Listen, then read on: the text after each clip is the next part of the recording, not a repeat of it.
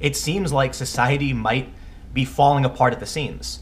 Because you have people who are choosing to only interact with certain hyper-partisan stories, and then Facebook reinforces that through the algorithm.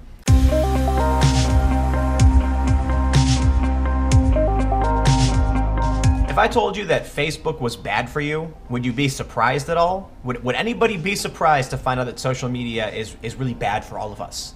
Well, now we have proof, because a study has been done. According to CNBC, University of Michigan students randomly assigned to read Facebook for 10 minutes were in a worse mood at the end of the day than students assigned to post or talk to friends on Facebook. A study from UC San Diego and Yale found that people who clicked on about 4 times as many links as the average person, or who liked twice as many posts, reported worse mental health than average in a survey. In other words, if you're using Facebook to mindlessly browse through your feed or click posts, you may end up in a foul mood after. Now, Facebook worked with Carnegie Mellon University for additional insight and found that people who sent or received more messages, comments, and timeline posts reported improvements in social support, depression, and loneliness. So there's a couple ways you can look at this study or these studies, and it's that if you just go on Facebook and browse through your feed, you're gonna bring yourself down. And what Facebook is saying is, look, you just need to post more, send more messages, and interact more. And that's kind of a convenient response. They're probably taking a more Facebook Pro approach to this, that Facebook actually makes you feel better when you interact with people. Or we can take it for what it is, that when you go on Facebook and look at all these posts, it's going to depress you, apparently. Now, there's more to the story because a former Facebook VP has recently come out with some really interesting, potentially negative statements about Facebook. According to The Verge, former Facebook exec says social media is ripping apart society. No civil discourse, no cooperation, misinformation, mistruth. The VP said he feels tremendous guilt about the company he helped make. I think we have created tools that are ripping apart the social fabric of how society works. He went on to describe an incident in India where hoax messages about kidnappings shared on WhatsApp led to the lynching of 7 innocent people.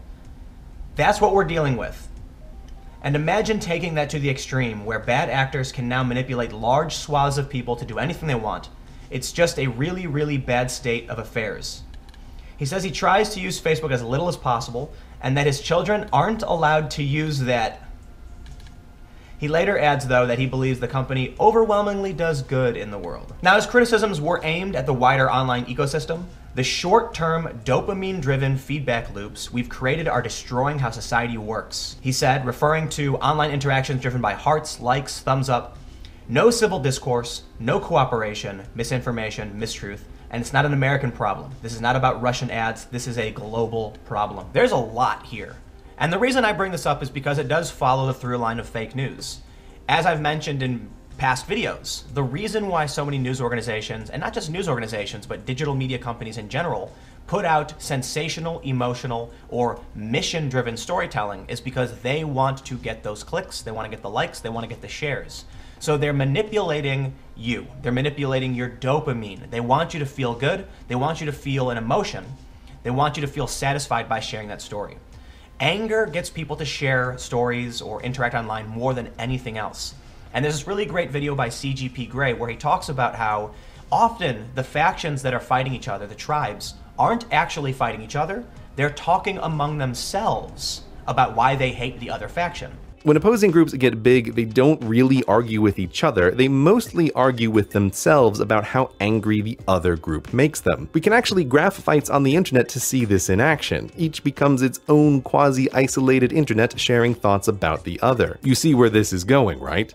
I don't know if this experience is shared by everybody, but there's this phenomenon where people on Facebook start to get jealous. You see all these posts by other people, and perhaps this is part of what these studies are referring to, that when you just read through all these stories, for one, you're probably going to get emotionally driving narratives from different outlets. Often you'll see police brutality or some kind of injustice, and it's probably depressing.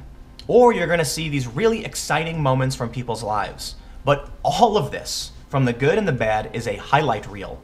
When people go out and take photos, they don't take photos of the boring stuff they're doing. When you watch these videos of me, this is about an hour of work for me, right? When I put these videos together, when I'm doing editing, and for the most part, I'm doing normal, boring things. Yes, a lot of time is spent sitting at these computers, staring at news and reading through this stuff, but Whenever we see some kind of social media post, a tweet, you imagine that whatever that photo is, whatever that video is, it's what that person is always doing. And often, it's fake. And this has given rise to a lot of fake Instagrammers, people who have generated mass followings. There's a lot of models, young women, and they'll take photos of themselves by the poolside, drinking fancy wine, and it's all fake, it's all staged. They'll rent a building for a short amount of time with an infinity pool perhaps. They'll buy some cheap wine and pretend like it's expensive and sip the wine with a photographer taking photos to make it seem like their life is more exciting than it really is. And this kind of isn't a new phenomenon. I mean, reality TV's been doing this for decades. Television has been doing this for a few generations now. But it used to kind of be that there were celebrities, people that seemed fascinating, and then the average person. But now, everyone is starting to fabricate this highlight reel of their lives. And this negatively impacts our perception of the world. More importantly, it creates a motivator for fake news. Now, in the beginning, we saw a bunch of small blogs that were made by random people in their living rooms, and they would literally make up stories. And this is the origin of fake news. Now, fake news is kind of just a catch-all term for everything. If the average person can choose what they want to look at, they're going to go on social media and they're going to find the most sensational and fake personalities. And this is bleeding into important areas of news and information. What ends up happening is exactly what this former Facebook VP is talking about. It seems like society might be falling apart at the seams because you have people who are choosing to only interact with certain hyper-partisan stories, and then Facebook reinforces that through the algorithm. This is what you like, this is what you'll see.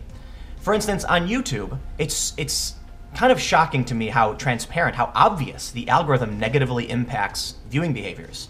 If I see a story on YouTube that I think is interesting and I click it, I go back to my front page and it's dominated by this subject matter, and it's kind of annoying because sometimes I'll want to do research or I'll want to watch a video about social justice or anti-social justice. I don't want my entire YouTube front page to turn into one political faction or the other. And this was really bad for me when I was investigating the creepy children's videos on YouTube. After watching so many of these videos to compile evidence and make my report, my entire front page of YouTube was just these videos. I have videos I don't like. And I can say on a happier note, I've been watching a bunch of Star Trek on YouTube lately, and I do like when I see a ton of Star Trek videos in my homepage, but it's kind of strange because simply because I've watched a few of these clips doesn't mean I want my entire front page to be dominated by this, but this is how algorithms work. So think about how that impacts you on Facebook, on Twitter, and you will see that story that might say something shocking that you don't know if it's true or not. It might be something having to do with Donald Trump, anti-Donald Trump, feminism, anti-feminism, and you'll click that, and without even realizing it, Facebook is now feeding you advertisements and more content based on that. There are a few people I know that have been banned from Twitter, and I was talking to them, and they told me their mental health has improved dramatically, having not been allowed to be on the platform. And I gotta say, I know it's true. Twitter is an awful, awful place. It really is. But it's where the political conversation happens. There are some videos that I will not post to Twitter because I know all that's gonna happen is my phone is gonna vibrate off the hook with horrible messages. This is a subject matter with many different branches. We can look at how people are negatively impacted by Facebook posts, how it brings them down, and to satisfy the addiction, to fix the problem that depresses you, you have to engage more with Facebook, at least according to Facebook, which I would say, sure, they're biased and they want to get you to use Facebook more. But then we look at the hyperpartisan news problem, we look at the highlight reel problem, these fake personalities that emerge, and then we find that marketing companies use this to their advantage, manipulating platforms like Reddit, and then how do you trust anything? It's becoming increasingly more difficult to figure out what is real and what isn't. With the mainstream media getting things wrong, which they do, and they deserve forgiveness for when they make mistakes, but so consistently in the past few weeks, that's going to rock confidence in the average person. When websites emerge then that put out fake news on purpose, they make things up. Once again, it just becomes increasingly more difficult to figure out what the hell's even going on. And then you realize, on websites like Reddit, the posts you're seeing aren't necessarily based on popularity. Marketing companies manipulate them. As our future starts to revolve around these social platforms, I worry, is this Facebook VP right? Is society being torn apart? Let me know what you think in the comments below, and we'll keep the conversation going. You can follow me for breaking news and live streams from around the world at Timcast. If you want to support my work, go to timcast.com/donate. Give whatever you like or give nothing at all. My videos are always free and available every day at 4 p.m. Thank you all so much for watching. And seriously, comment, let me know what you think, and we'll keep the conversation going. I'll see you tomorrow.